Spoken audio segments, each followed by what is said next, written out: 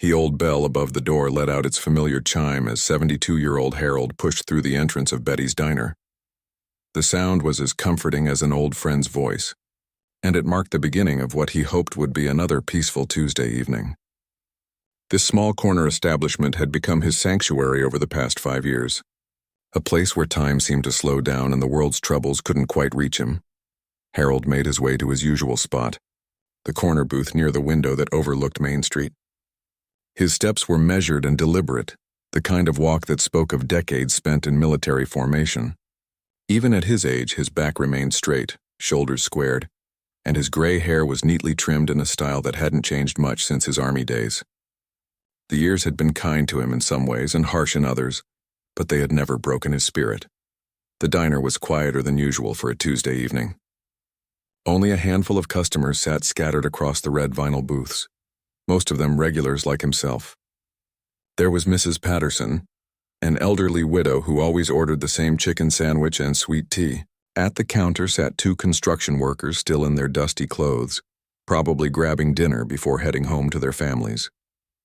The atmosphere was warm and welcoming, filled with the gentle sounds of conversation, clinking dishes, and the occasional hiss of the coffee machine. Jenny, the young waitress who had been working there for about 2 years, smiled when she saw him. She was a sweet girl, probably around 19 or 20, working her way through community college. Harold had learned bits and pieces about her life during their brief conversations over the months. She was studying to become a nurse and had dreams of traveling someday. He admired her determination and work ethic. "Evening, Mr. Harold," Jenny said, already reaching for the coffee pot. "Your usual spot is ready for you." "Thank you, dear," Harold replied with a gentle smile. "How are your classes going?" "Oh, keeping me busy," she said, pouring his coffee with practiced ease. "Got a big test coming up next week. Anatomy and physiology." Harold nodded approvingly. "That's important work you're preparing for. The world needs good nurses."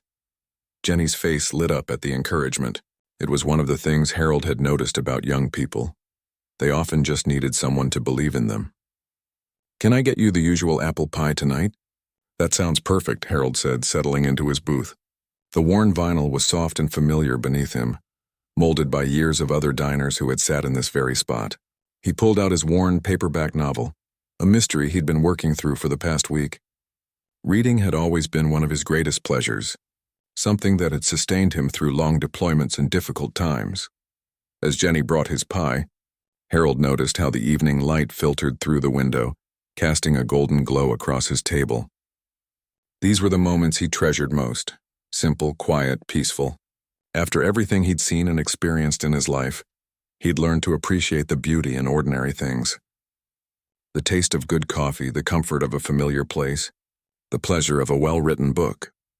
He opened his novel to the bookmarked page and began to read, occasionally pausing to take a sip of coffee or a bite of pie. The mystery was engaging without being too intense, perfect for unwinding after a day spent tending to his small garden and running errands around town. Harold had always been an early riser, a habit from his military days that never left him, so by evening he was ready for this quiet ritual. The diner's atmosphere remained peaceful as the sun began to set outside. The soft murmur of conversation from the other customers created a pleasant background noise, and Harold found himself completely absorbed in his book. The story followed a retired detective who was reluctantly drawn into solving one last case, and Harold couldn't help but smile at the parallels to his own life. Sometimes the past had a way of catching up with you, whether you wanted it to or not.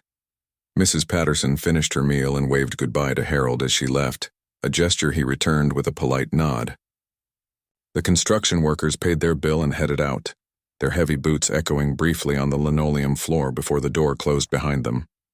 The diner grew even quieter, which suited Harold just fine. He preferred these calmer moments when he could truly relax and lose himself in his reading. Jenny stopped by his table to refill his coffee cup, and Harold thanked her quietly, not wanting to disturb the other remaining customers. There was something sacred about the evening routine he'd established here. It wasn't just about the food or the coffee, though both were good.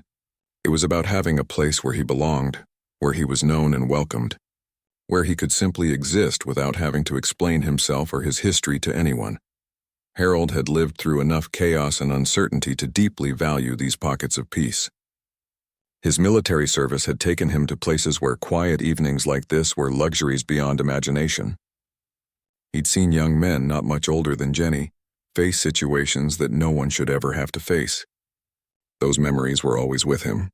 But here in this booth with his book and his coffee, they felt manageable somehow. The pie was particularly good tonight, with just the right amount of cinnamon and a flaky crust that reminded him of his late wife's baking. Margaret had been gone for 8 years now, but he still felt her presence in moments like these. She would have loved this little diner, would have probably struck up conversations with all the other customers and learned their life stories within a single visit. Harold was more reserved by nature, but he appreciated the sense of community that places like this fostered. As he turned another page in his novel, Harold felt a deep sense of contentment. This was his routine, his anchor in a world that often seemed to move too fast and change too quickly. Whatever challenges tomorrow might bring, he would face them. But for now, in this moment, everything was exactly as it should be. The coffee was hot, the pie was sweet, and his book was drawing him into another world entirely. Outside, the streetlights were beginning to flicker on, and the last traces of daylight were fading from the sky. Harold glanced up from his book briefly to watch a few cars pass by on Main Street, their headlights cutting through the growing darkness. Soon it would be time to head home to his small house on Elm Street, but not quite yet. He had a few more chapters to read, and Jenny hadn't brought his check yet. For now he was content to savor these final moments of his peaceful evening, completely unaware that his tranquil routine was about to be shattered by the arrival of 3 young men who would test everything he'd learned about patience, dignity, and when to stand your ground. The peaceful atmosphere of Betty's diner was shattered when the bell above the door clanged violently, announcing the arrival of 3 young men who seemed to bring chaos with them. Their loud voices and heavy footsteps created an immediate shift in the diner's energy, like storm clouds rolling in on a clear day.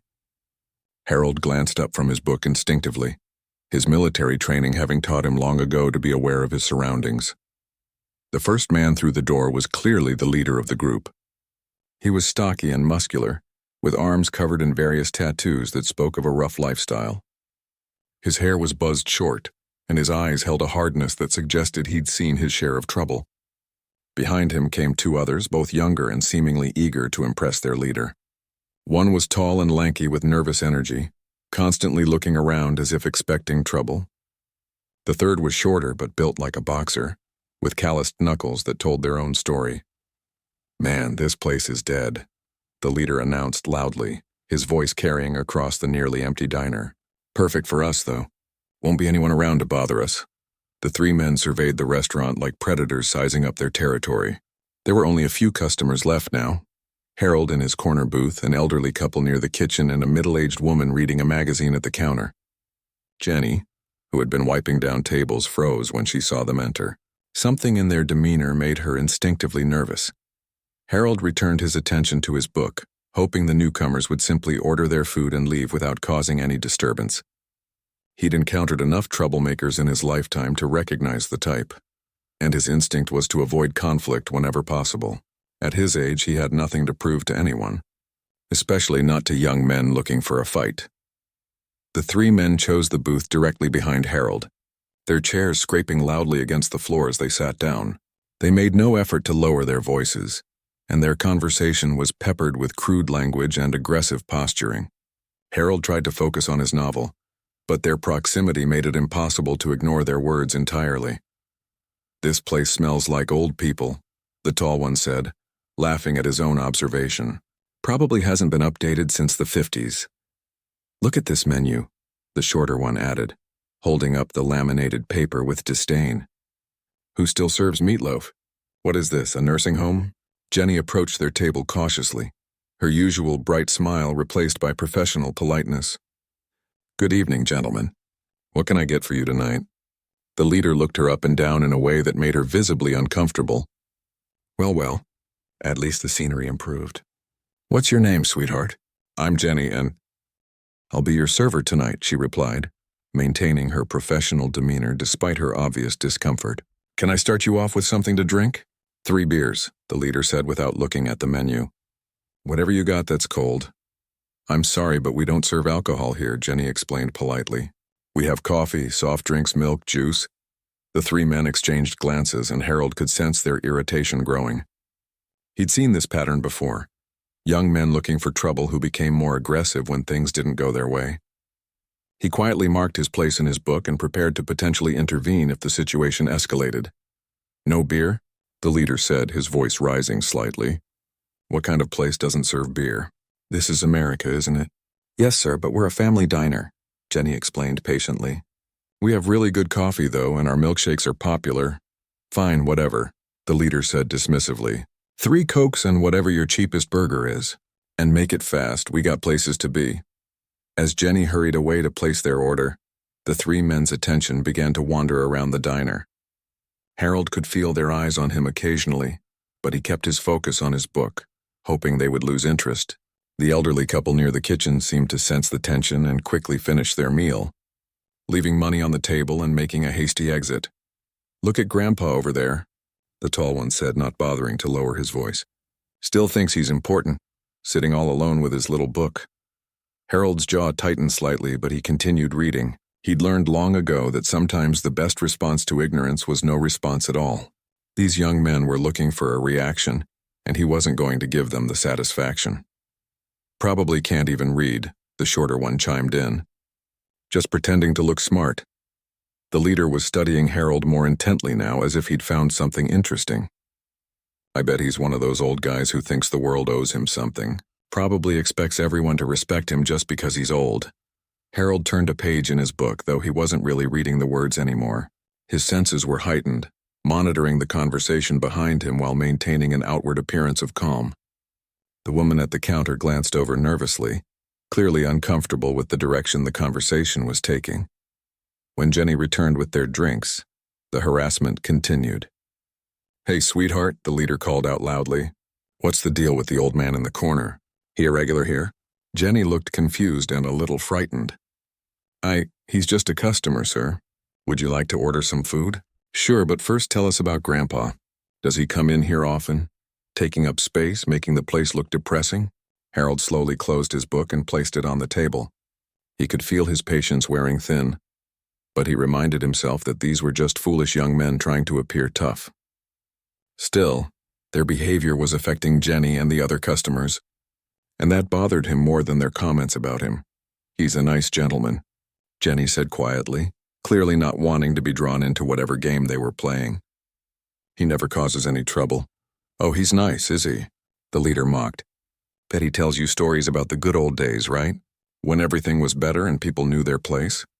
Harold began to reach for his wallet, intending to pay his check and leave before the situation got worse. But as he moved, the leader's voice got even louder and more aggressive. "Yeah, that's right, old man. Time to go home. This place is for people who actually belong here." The words hit Harold like a physical blow, not because they hurt his feelings, but because of what they implied. He'd heard similar language before, in different contexts and different times, and he recognized the underlying hatred for what it was. These weren't just immature young men acting out, they had targeted him specifically, and their reasons went deeper than simple disrespect for age. Harold's hand paused over his wallet as he processed this realization. The smart thing would still be to leave to avoid confrontation, but something in their tone, something in the way they were looking at him, told him that leaving might not be enough. Some people, he'd learned, saw restraint as weakness and would escalate regardless of how their target responded. Jenny appeared at his table with obvious relief, grateful for any excuse to get away from the other customers. "Can I get you anything else tonight, Mr. Harold?" "Just the check, please," Harold said quietly, his voice steady despite the tension he felt building in the room. As Jenny walked away to get his bill, Harold heard one of the men behind him whisper something that made the others laugh. He couldn't make out the exact words, but the tone was unmistakably menacing. The elderly veteran found himself facing a familiar choice, one he'd hoped he'd never have to make again at his age. Sometimes walking away was the right choice, but sometimes Harold knew from hard-earned experience, backing down only made things worse. Jenny returned to Harold's table with his check, her hands trembling slightly as she set it down. The poor girl was clearly rattled by the hostile atmosphere that had settled over the diner like a dark cloud. Harold noticed her distress and felt his protective instincts stirring. In his younger days, he'd been responsible for the safety of the soldiers under his command, and that sense of duty had never really left him. "Thank you, dear," Harold said gently, placing exact change on the table along with his usual generous tip. "You take care of yourself." Jenny's grateful smile was brief but genuine. "Thank you, Mr. Harold. Have a good evening." As Harold began to slide out of his booth, the leader of the three troublemakers spoke up again, his voice cutting through the diner's tense silence. "Hold up there, Grandpa. We're not done with you yet." Harold paused, one foot on the floor, and turned slightly to acknowledge the young man. His expression remained calm, but those who knew him well would have recognized the subtle shift in his posture, the way his shoulders squared and his stance became more balanced. "I'm sorry, son, but I don't believe we've been introduced." "Son?" The leader laughed, a harsh sound with no humor in it. "Did you hear that, boys? He called me son. That's rich coming from someone like you." The tall one snickered. "Yeah, Tyler. Real funny how these old guys think they can talk down to us." Harold noted the name Tyler and filed it away. In his military days, knowing who you were dealing with was often the difference between life and death. "I meant no disrespect," Harold said evenly. "I was simply trying to leave." "Well, maybe we don't want you to leave just yet," Tyler said, standing up from his booth. He was younger and bigger than Harold, probably in his mid-20s and clearly used to intimidating people with his size. "Maybe we want to have a little conversation first." The other two men stood as well, forming a loose semicircle that effectively blocked Harold's path to the door. The woman at the counter had already left, probably sensing trouble and wanting no part of it. That left only Harold, Jenny, and whoever might be working in the kitchen. "What exactly did you want to talk about?" Harold asked, his voice remaining steady despite the growing tension. Tyler stepped closer, invading Harold's personal space in a classic intimidation tactic. "Well, for starters, we're curious about what makes you think you belong in a place like this. This is a respectable establishment, and some people might not feel comfortable eating around certain types." Harold felt something cold settle in his stomach. The implication was clear, and it brought back memories he'd spent years trying to forget. He'd faced this kind of hatred before in different times and places, but it never got easier to hear. Still, he kept his voice level. "I've been coming here for 5 years without any problems. I pay for my meal, tip the waitress, and mind my own business." "Oh, you mind your own business," the shorter one said mockingly, sitting there all quiet and superior, judging the rest of us. "I wasn't judging anyone," Harold replied. "I was reading my book and enjoying my dinner." Tyler noticed the small military pin on Harold's jacket collar, a simple bronze star that most people wouldn't recognize or understand. His eyes narrowed as he pointed at it. "What's that supposed to be? Some kind of costume jewelry?" Harold glanced down at the pin, then back at Tyler. "It's a service award." "Service award?" Tyler laughed loudly. "You mean like you were in the military? That's a joke, right?" The accusation hit Harold harder than any physical blow could have. His military service wasn't just a part of his past. It was the foundation of who he was, the source of his discipline, his values, and his strength. To have it mocked by someone who clearly had no understanding of sacrifice or duty was almost unbearable. "I served 30 years in the United States Army," Harold said quietly, his voice carrying a new edge that hadn't been there before.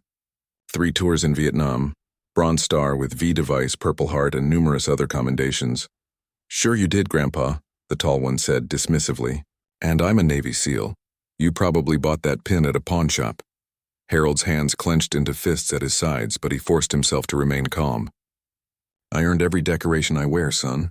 I earned them in places you couldn't imagine, doing things I hope you never have to do." Tyler stepped even closer, now only inches from Harold's face. "You know what I think? I think you're just another old has-been living in the past, pretending to be something you never were. I think you're exactly the kind of person who gives this country a bad name." "That's enough," Harold said, his voice dropping to a dangerous whisper. "You can insult me all you want, but you will not insult my service or my country." "Or what?" Tyler challenged, giving Harold a slight push on the shoulder. "What are you going to do about it, old man?" The push wasn't hard enough to knock Harold down, but it was enough to cross a line that couldn't be uncrossed. In Harold's mind, the diner faded away, replaced momentarily by memories of other confrontations in other places. He'd learned long ago that some fights couldn't be avoided no matter how much you wanted peace. Jenny, who had been watching from behind the counter with growing alarm, finally found her voice. "Please, you need to stop this. I'm going to call the police." "Go ahead and call them, sweetheart," Tyler said without taking his eyes off Harold. "They'll probably thank us for cleaning up the neighborhood." Harold looked at the three young men surrounding him, assessing the situation with the tactical mind that had kept him alive through multiple combat deployments. Tyler was the leader and the primary threat, aggressive and used to getting his way through intimidation. The tall one seemed nervous, probably more of a follower than a fighter. The short one was harder to read but had the build and stance of someone who'd been in fights before. "I'm going to ask you one more time to step aside and let me pass," Harold said, his voice carrying the authority of someone who had commanded soldiers in battle. "I don't want any trouble, but I won't be pushed around by anyone." Tyler's response was to give Harold another push, this one harder than the first. "And I'm telling you that you're not going anywhere until we're done with you. Maybe it's time someone taught you some respect." Harold felt the familiar adrenaline surge that had carried him through countless dangerous situations. His body, despite its age, was responding to the threat with reflexes honed by decades of training and experience. The three young men had no idea what they were dealing with. They saw only an elderly man they thought they could bully with impunity.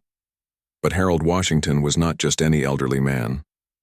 He was a combat veteran who had survived situations that would have broken lesser men. He had trained with the best soldiers in the world and had learned lessons about fighting that couldn't be taught in any school. And now, for the first time in years, he was being forced to remember just how dangerous he could be when pushed too far. As Tyler raised his hand for another push, Harold made his decision. The time for words had passed. Some lessons, he knew, could only be taught through action. The moment Tyler's hand moved toward Harold's chest for the third push, something fundamental shifted in the elderly veteran's demeanor. Years of military training, dormant but never forgotten, suddenly awakened like a sleeping giant. Harold's stance subtly changed. His feet positioned for optimal balance, his weight distributed evenly, his center of gravity lowered slightly. To the untrained eye, he still looked like a harmless old man. But someone with military experience would have recognized the transformation immediately. Tyler's hand never made contact. In one fluid motion that seemed to defy his 72 years, Harold caught Tyler's incoming wrist with his left hand while simultaneously stepping forward and to the side. The movement was precise, economical, and devastatingly effective.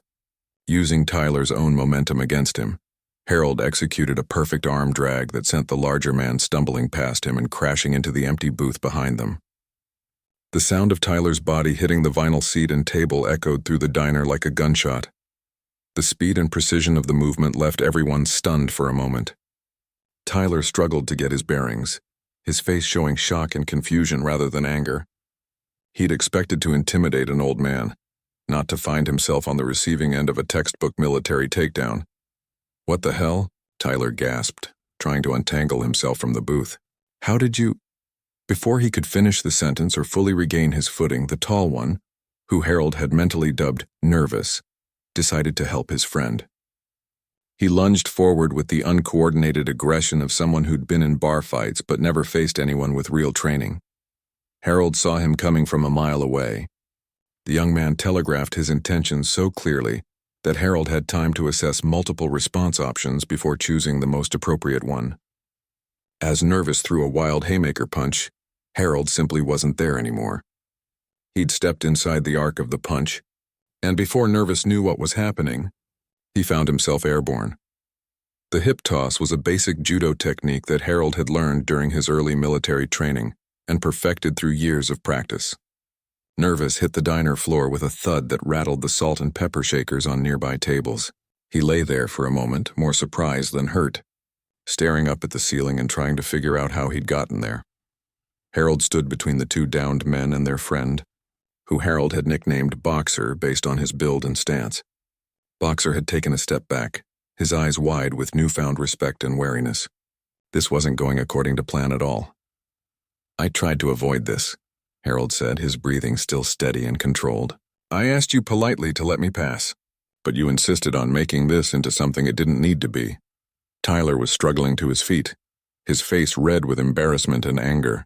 "You got lucky, old man. That won't happen again." "It wasn't luck," Harold replied matter-of-factly. "It was 40 years of training and experience that you clearly don't have." Jenny watched from behind the counter in amazement. The mild-mannered gentleman who had been reading quietly in his booth just minutes ago had transformed into someone completely different. He moved with the confidence and precision of a much younger man, and there was something in his eyes now that spoke of dangerous competence. Tyler charged again, this time with more caution but still fueled by anger and humiliation.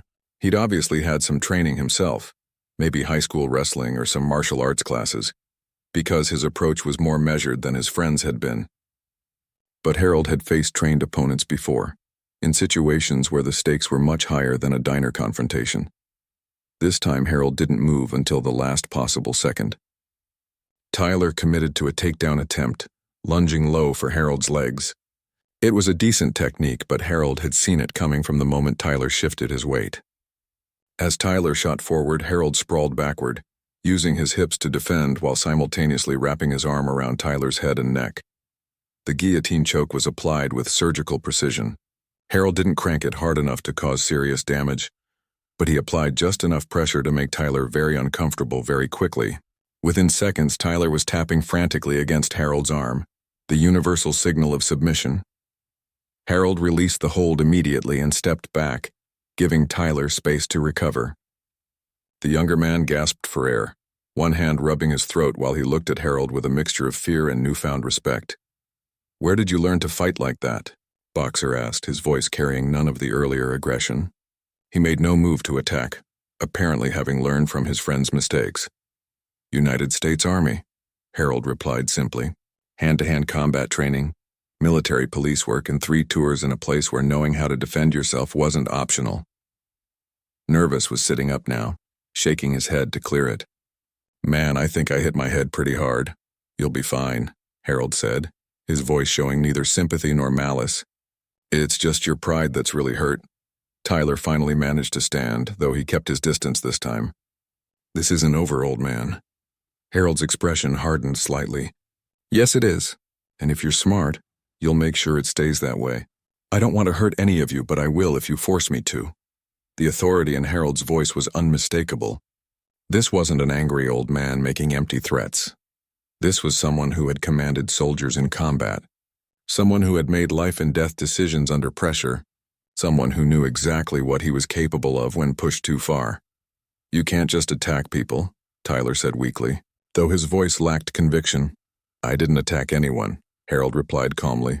"I defended myself against 3 men who were harassing me and blocking my path. There's a difference, and any police officer or judge will recognize it." As if summoned by his words, the sound of sirens could be heard approaching in the distance. Jenny had apparently called for help while the confrontation was taking place. Harold wasn't worried. He'd done nothing wrong, and there were witnesses who could testify to that fact. "Now," Harold said, straightening his jacket and picking up his book from where he'd left it on the table, "I believe you gentlemen owe this young lady an apology for disturbing her workplace and making her feel unsafe." The 3 young men looked at each other uncertainly. The dynamics of the situation had shifted completely, and they all knew it. They'd come into the diner looking for trouble and had found more than they'd bargained for. Harold waited patiently, his calm presence somehow more intimidating now than any amount of shouting or posturing could have been. He had proven his point without seriously injuring anyone, but the lesson had been taught clearly enough that it wouldn't soon be forgotten. The police sirens grew louder as 2 patrol cars pulled into the parking lot of Betty's diner, their red and blue lights painting the windows in alternating colors. Harold remained calm and composed, straightening his jacket and smoothing down his gray hair. He'd dealt with law enforcement many times in his military career, and he knew that cooperation and respect went a long way toward resolving situations peacefully. Officer Rodriguez was the first through the door, followed closely by her partner, Officer Chen. Both were experienced cops who could read a scene quickly, and it didn't take long for them to assess what had happened. 3 young men stood near the booths looking disheveled and embarrassed, while one elderly gentleman stood calmly nearby, showing no signs of distress or aggression. "Evening, folks," Officer Rodriguez said, her hand resting casually near her radio. "We got a call about a disturbance.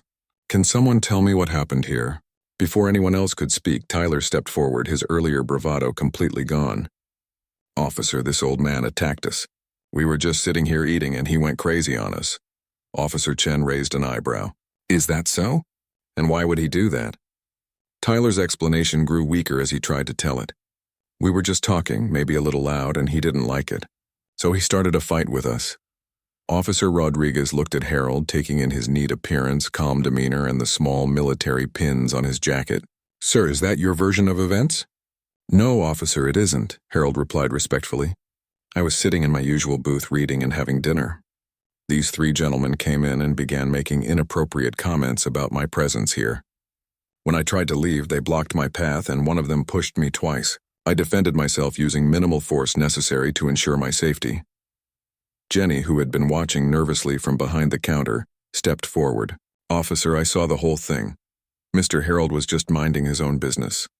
Those three men were being loud and rude, making comments about him, and then they wouldn't let him leave. He only acted after that one pushed him. Officer Rodriguez nodded, then looked around the diner, noting the security camera mounted in the corner. I assume that camera is working? Yes, ma'am, Jenny confirmed. It records everything.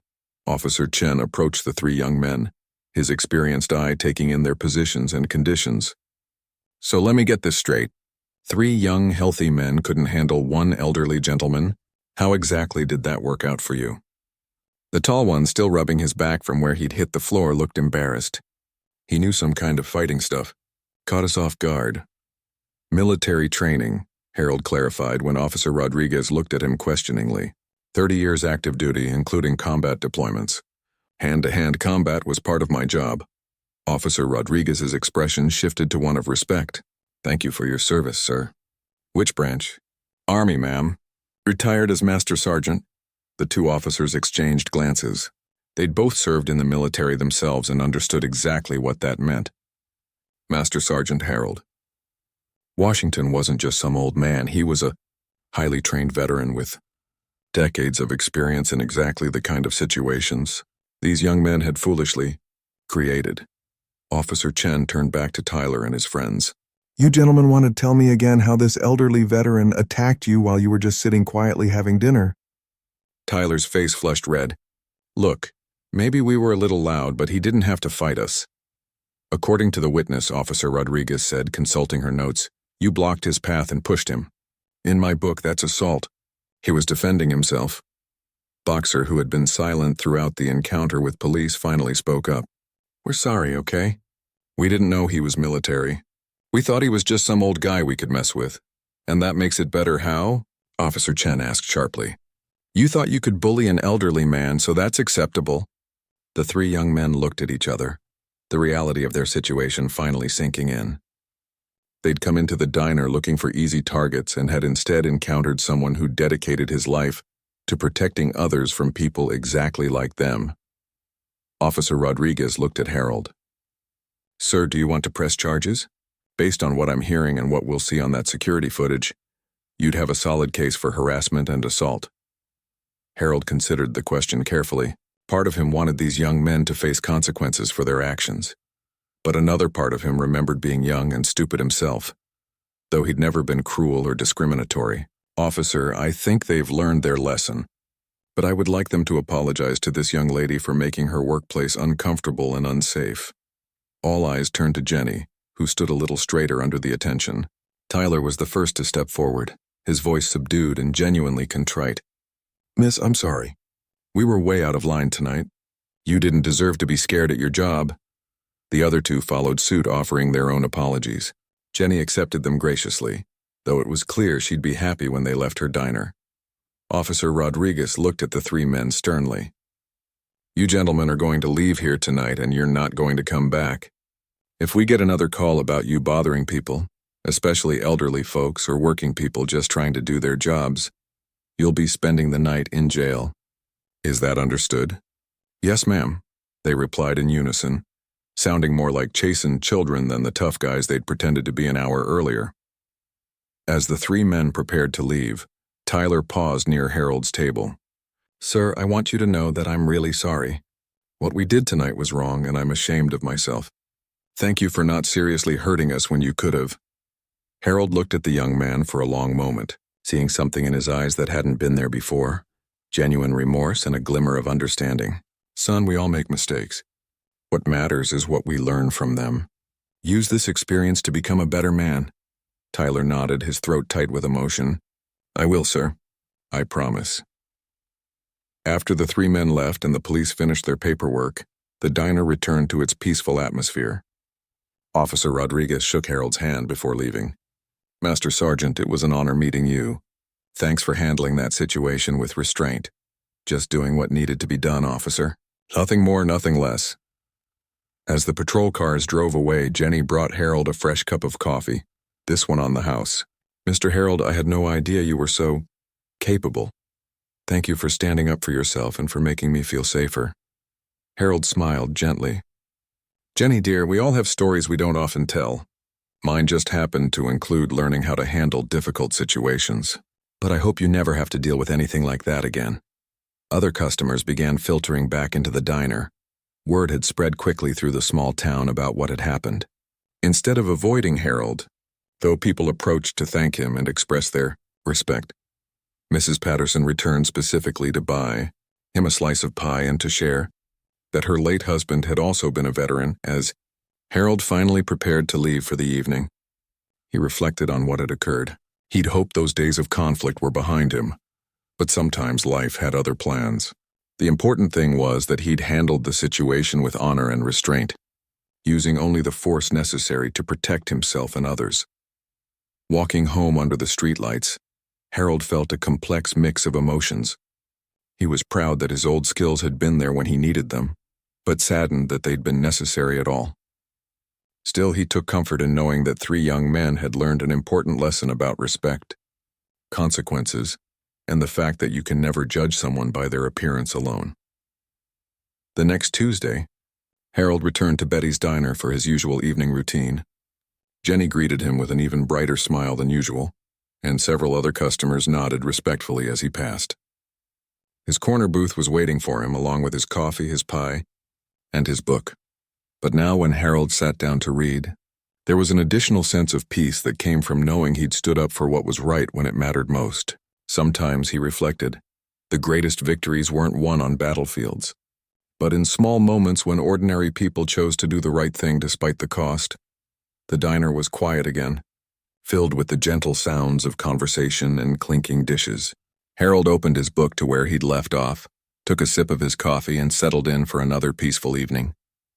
Some things he was grateful to know never had to change.